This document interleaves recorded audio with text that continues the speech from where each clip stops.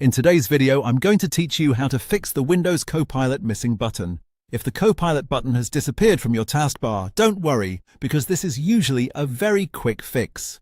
In most cases, the button is simply turned off in your Windows settings, and you can bring it back in less than a minute. I'm going to walk you through the exact path to find it, and I'll also mention what to look for along the way so it's easy to follow. To get started, open your Windows settings. You can do this by clicking the Start menu and selecting Settings, or by using the Windows and I keys on your keyboard if you want a faster shortcut. Once the Settings window opens, look at the menu on the left-hand side and click on Personalization. This is where Windows lets you customize the look and behavior of your desktop, taskbar, and other visual features.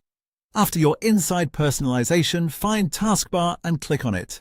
This section contains all the options related to the icons and tools that appear on your taskbar, including whether certain buttons are visible or hidden.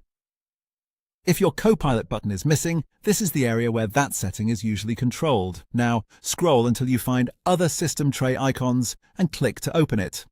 In this section, Windows shows additional icons and background tools that can be turned on or off for visibility. Look through the list until you find Copilot. Once you see it, turn the toggle on. As soon as you enable it, the Copilot button should appear on your taskbar again. That's it. The issue is usually resolved immediately after turning that option back on. If you don't see the change right away, give your taskbar a moment to refresh, or close the settings window and check again. In most cases, no restart is needed.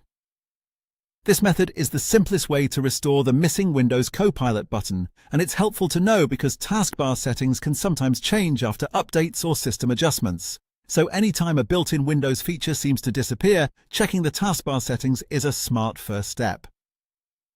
Thanks for watching, and I hope this helped you quickly bring back the Windows Copilot button.